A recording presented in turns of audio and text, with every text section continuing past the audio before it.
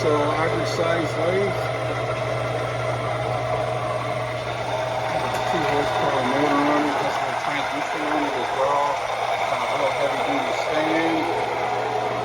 It has this great clutch feature, turn on and off, the chucks, and it has the feed drive, of course.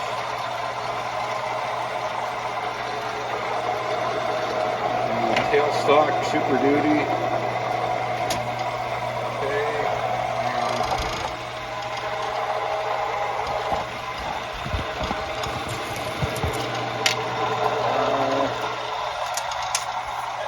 Looks like a 6-inch, around 6-inch center there. And I don't know, maybe 2 feet total work. I think it's about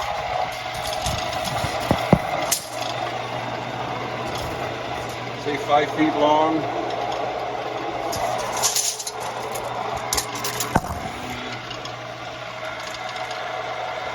About 25 inches wide.